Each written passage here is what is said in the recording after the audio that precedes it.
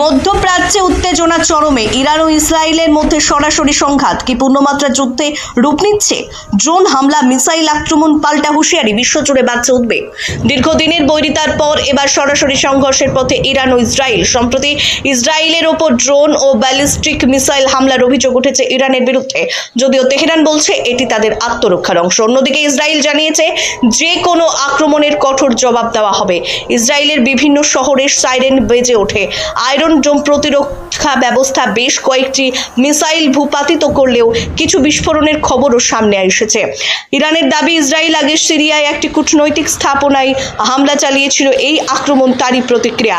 এই সংঘাত ঘিরে উদ্বেগ প্রকাশ করেছে আমেরিকা, ইউরোপীয় ইউনিয়ন এবং জাতিসংঘ। ওয়াশিংটন জানিয়েছে তারা ইসরায়েলের পাশে রয়েছে। অন্যদিকে রাশিয়া ও চীন পরিস্থিতি শান্ত করার আহ্বান জানিয়েছে। বিশ্লেষকদের মতে এই সংঘাত যদি পুরো মাত্রা ছড়িয়ে পড়ে তাহলে মধ্যপ্রাচ্য জুড়ে বড় আকারের যুদ্ধ শুরু হতে পারে। তাহলে কি ইরান ইসরায়েল সংঘাত বিশ্বযুদ্ধের দিকে এগোচ্ছে, নাকি কূটনৈতিক আলোচনায় পরিস্থিতি শান্ত হবে? এই মুহূর্তে গোটা বিশ্ব তাকিয়ে মধ্যপ্রাচ্যের দিকে। পরিস্থিতির ওপর আমরা নজর রাখছি।